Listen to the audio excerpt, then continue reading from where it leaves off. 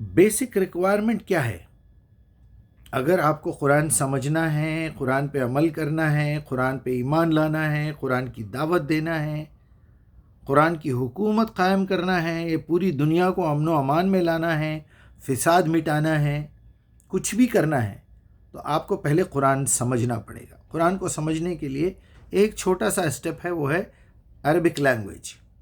اگر اتفاق سے آپ کے پاس عربک لینگویج کا کوئی وہ نہیں ہے، آپ کہیں دوسری جگہ پیدا ہوئے ہیں، تو کوشش کیجئے کہ کچھ دن، لیکن آپ کو کم سے کم 10 12 15 20 بڑے بڑے ٹرانسلیٹرز کو کمپیریٹیولی پڑھنا پڑے گا۔ ایٹ دی سیم ٹائم آپ کو 5 نمازیں 5 مرتبہ اللہ تعالیٰ نے بلایا ہے سجدہ کرنے کے لیے، اس کے سامنے جھکنے کے لیے مشورہ دیا ہے، کوئی زبردستی نہیں ہے آپ کے اوپر، فرض کر دیا ہے، من شاء یؤمن من شاء یکفر۔ لیکن وہاں جا کے آپ کو صاف ستھرے ہو کے پورے کنسنٹریشن کے ساتھ کیا قرآن پڑھا جا رہا ہے، اتلو ما اوحی الیک من الکتاب واقم الصلاۃ، پھر اپنے ساتھ تعلق قائم کرو اللہ کے ساتھ۔ ان الصلاۃ تنہی عن الفحشاء والمنکر، اللہ کے ساتھ تعلق جڑے گا، قرآن کو سمجھ کے پڑھیں گے تو یہ جو صلاۃ ہے تمہاری، نماز نہیں صلاۃ، نماز تو رکوع کرنا، قیام کرنا، سجدہ کرنا، اس سے برائیاں نہیں رکتی، بلکہ اللہ کی لعنت ہوتی ہے اس کے بعد اگر آپ بغیر سمجھے کے پڑھیں گے تو۔ پھر ایسی لعنت ہوتی ہے کہ مولوی مسجد کے اندر زنا کرتے ہیں، مسجد کے اندر بچوں کو مارتے ہیں، مسجد کے اندر چیختے چلاتے ہیں، چھڑی سے سزا دیتے ہیں، بچوں کو صفوں میں سے نکال کے پیچھے کر دیتے ہیں۔ یہ اللہ کی لعنت ہے، اللہ کی لعنت ہے یہ۔ ذرا اٹھا کے کتابیں پڑھیے، اللہ کے رسول کیسا بچوں کے ساتھ معاملہ کرتے تھے دیکھیے۔ آپ سجدے میں ہیں تو آپ کے نواسے پیٹ پہ چڑھ جا رہے ہیں لیکن کبھی پیچھے نہیں ٹھہرا ہے۔ لیکن ہمارے کو کوئی سمجھانے والا ہے نہیں، اور ہمارے پاس اتنی عقل نہیں ہے کہ ہم خود کمپیئر کر کے دیکھیں۔ یہ جو گدھا سامنے ٹھہر کے خطبہ دے رہا ہے مولوی جمعے کا، اس گدھے کی 10 باتوں میں 10 کی 10 ایک دوسرے سے مختلف ہیں۔ یہ 3 ایک طرف جا رہی ہیں، 4 ایک طرف، پھر 3 ایک طرف۔ یہ کیا چھچور پن ہے؟ ایک طرف نبی کے قصے سناتے، نبی کا کیریکٹر دکھاتے، دوسری طرف تمہارا کیریکٹر کچرا کھاتے پھر رہا ہے۔ بہرحال نماز میں آپ جب قرآن سمجھ کے پڑھتے ہیں تو آپ کا تعلق اللہ سے پیدا ہوتا ہے۔ جب آپ کا تعلق اللہ سے پیدا ہوتا ہے تو آپ کو نصیحت ملتی ہے، آپ کو ہدایت ملتی ہے، اس ہدایت کے تحت آپ کا کیریکٹر بنتا ہے۔ پھر جب اسی بات کو وَلَذِكْرُ اللَّهِ أَكْبَرُ اُتْلُو مَا أُوحِيَ إِلَيْكَ مِنَ الْكِتَابِ وَأَقِمِ الصَّلَاةَ إِنَّ الصَّلَاةَ تَنْهَىٰ عَنِ الْفَحْشَاءِ وَالْمُنكَرِ وَلَذِكْرُ اللَّهِ أَكْبَرُ وَاللَّهُ يَعْلَمُ مَا تَصْنَعُونَ۔ اللہ کو پتہ ہے تم کمینوں، تم جو اس صلاح کا جو حشر کرنے والے ہو۔ آج میں صلاح سمجھا رہا ہوں تو دنیا بھر کے الزامات لگ رہے ہیں۔ یہ نہیں کہ ٹھنڈے دماغ سے سوچیں گے کہ یہ آدمی اتنے جذبات میں کیوں آ رہا ہے، اس کو اتنی تکلیف کیوں ہو رہی؟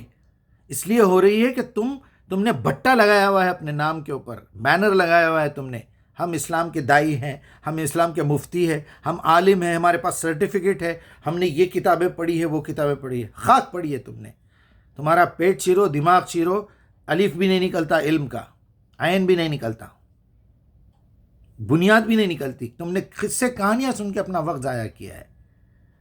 اگر تم کو قرآن سے محبت ہے یا اپنی آخرت کی فکر ہے کہ یہاں سے مر کے مجھے جا کے کم سے کم ناکام نہیں ہونا ہے، کوئی کتاب میں کسی چیز کی ضرورت نہیں ہے، پہلے تم صادق بن جاؤ۔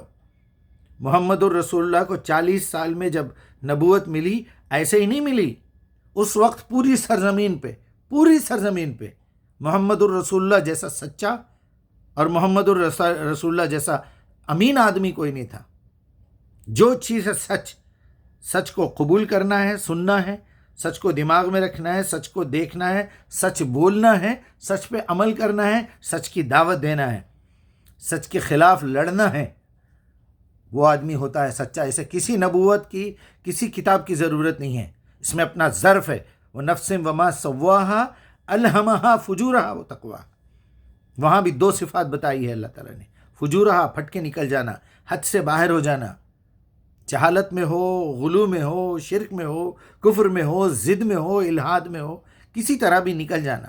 وہ تقواہا، اپنے آپ کو برائیوں سے رو کے رکھنا، ہدی للمتقین، ہدایت اس کو دوں گا جو میں اپنے آپ کو برائیوں سے روک کے بچا کے رکھے گا، پھر پوچھے گا اہدنا الصراط المستقیم۔ جب آپ نے ہدایت پوچھی تھی تو اللہ تعالیٰ نے کہا پہلی شرط ہے کہ تم صادق اور امین ہو جاؤ. بڑی بڑی باتیں کرتے ہیں، حدیث کے بغیر قرآن نہیں سمجھ سکتے. تم پہلے سیدھے تو ہو جاؤ. تم نے کون سا سمجھ لیا قرآن؟ تم نے اگر سمجھ بھی لیا تو دل میں کہاں اترا؟ تمہارے دل میں نہیں اترا تو عمل کہاں سے آئے گا؟ تمہاری باتیں تو دوسری ہے، ہم فلاں فرقے سے ہے، ہم فلاں جماعت سے ہے، ہمارا حلیہ یہ ہے، ہمارا وہ ہے. تم آخری درجے کے فاسق ہو. ذرا کبھی اپنے آئینے میں دیکھو اپنے کیریکٹر کو. وہ آئینہ محمد الرسول اللہ کی زندگی ہے. بڑی باتیں کرتے، حدیث حدیث حدیث حدیث، 25 راویوں سے دھکے کھاتے ہوئے ایک چیز بھیک میں تمہارے پاس ملی ہے، فلٹر ہوتے ہوئے نہیں ملی. قرآن کو فلٹر کی ضرورت نہیں ہے، محمد الرسول اللہ کی باتوں کو فلٹر کی ضرورت نہیں ہے. ان کمینوں نے اپنا اپنا کچرا ڈال کے تمہیں ایک تھیلی دی ہے. وہاں سے 100 گرام لیا، اس نے اپنے 10 گرام ڈالا، اس نے 50 گرام ڈالا، اس نے 200 گرام ڈالا، تمہارے پاس تھیلا بن گیا بڑا کتابوں کا، لیکن عمل زیرو بالکل. آخری درجے کو گرا کے سب سے آخری نیچے کے درجے پہ لا کے قرآن پیش کرتے. اس سے بڑے ذلیل کوئی ہوں گے؟ آپ اندازہ کیجئے. جائیے پورے مدرسوں میں ڈھونڈ لیجئے، ایک مدرسہ بتائیے جس نے قرآن کو بنیاد بنایا ہو. اگر قرآن کو بنیاد بناتے تو اپنے سلیبس میں سے پھاڑ کے پھینک دیتے کتابیں. یہ کیا بکواس پڑھا رہے ہیں ہم بچوں کو؟ لینگویج سکھائیے، قرآن سکھائیے، اور ان کو بولیے کہ یہ 2 چیزوں کا انٹرنس ٹیسٹ ہے. وہ ٹیسٹ ہے کہ تمہیں صادق اور امین ہونا ہے. امانت داری کیا ہے؟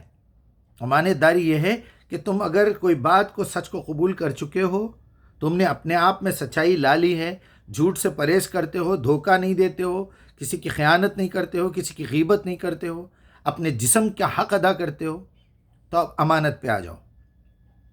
اللہ تعالیٰ نے دماغ امانت کے طور پہ دیا ہے، آنکھیں امانت کے طور پہ دی ہیں، یہ کان، یہ ناک، یہ زبان، یہ ہونٹ، یہ بات چیت کا طریقہ، یہ دھڑکتا ہوا دل، خون کی روانی.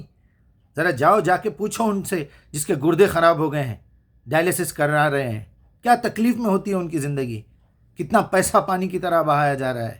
ذرا جاؤ ان سے جا کے پوچھو ایک دانت کی تکلیف سے ان کا کیا حشر ہے. جا کے ان سے پوچھو جس کی بواسیر کی تکلیف کی وجہ سے اس کا اٹھنا بیٹھنا حرام ہوا ہے. احساس ہے کچھ؟ کوئی احساس نہیں ہے. جانوروں سے بدتر زندگی گزر رہی ہے. ایٹ لیسٹ کتا بھی اگر پیشاب کرا تو کسی درخت کے پاس یا کسی کھمبے کے پاس سونگتا ہے پہلے کہ کسی بھائی نے تو پیشاب نہیں کیا ہے، اس کے بعد وہ کرتا ہے. اور یہاں انسان اشرف المخلوقات جس کو بنایا تھا، جہاں بنے ٹھہر کے اپنا پیشاب کر دیتے ہیں، چپل کہیں بھی اتار دیتے ہیں، گاڑی کہیں بھی پارک کر دیتے ہیں، کہیں بھی تھوک دیتے ہیں. گھر میں کبھی کبھی کچھ لوگ ایسے آتے ہیں، بیسن پورا تھوک سے بھرا ہوا ہے، گٹکے، پان، گندی حرکتیں. انسان تو کیا، حیوان تو کیا، حیوانوں سے بدتر ہو گئے ہیں. پھر باتیں دیکھو بڑی بڑی، ارے تم کون سی جماعت سے ہے، تمہاری داڑھی نہیں ہے، تمہاری ٹوپی نہیں ہے. یہ سب رہ کے تم کیا کر رہے ہیں؟ اب تو اللہ کے رسول کی وہ بات یاد آ رہی ہے، او کما قال علیہ السلام، تم کافروں اور مشرکوں اور منافقوں کی مشابہت نہ کرنا. آج مشابہت ہو رہی ہے. اگر ہم داڑھی چھوڑیں گے تو لوگ ہم کو بھی تمہارے جیسا چور، بٹے باز، خائن، زانی، مشرک، ملحد، منافق سمجھیں گے. اس لیے ہم داڑھی نہیں رکھتے. ہم ٹوپی اس لیے نہیں پہنتے، تم جیسے چور ٹوپی پہن کے، جیسا وہ فاحشہ جو بدکار عورت ہوتی ہے، بدکار لڑکی ہوتی ہے، آوارہ، وہ کہیں کونے کچرے میں چھپ کے، کالج میں، اسکول میں چھپ کے، کسی مسلمان بچی کا برقع لے کے پہن کے وہ جو ہے کاروبار کرتی ہے، اپنے جسم فروشی کرتی ہے. برقعے کو بدنام کر دیا تم لوگوں نے، عالم کے نام کو بدنام کر دیا تم لوگوں نے. علماء اکرام نہیں، علماء کرائم ہو تم لوگ. تم نے ستیہ کر دیا. کسی کو بھی سمجھانا ہے، پھر ضد کرتے ہو کہ قرآن نہیں سمجھ سکتے، قرآن کو ترجمے سے نہیں پڑھنا، قرآن کو صاف بولو نا.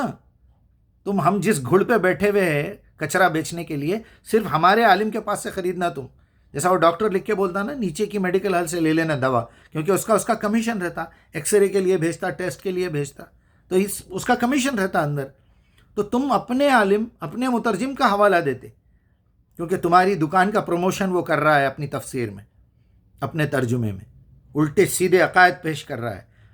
قرآن کوئی مشکل نہیں ہے، قرآن کی ضرورت ہی نہیں ہے اگر تم سچے اور امانت دار ہو. یہ بھی بتا دیا اللہ تعالیٰ نے اعراف میں، جس کے پاس کوئی نبی نہیں پہنچا، کوئی پیغام نہیں پہنچا، اللہ کہے گا ٹھیک ہے نہیں پہنچا، کوئی بات نہیں، لاؤ تمہارا ضمیر کھول کے بتاؤ جو باتیں میں نے تم کو بتائی تھی اس کا کیا کیا. اللہ رحم کرے بس.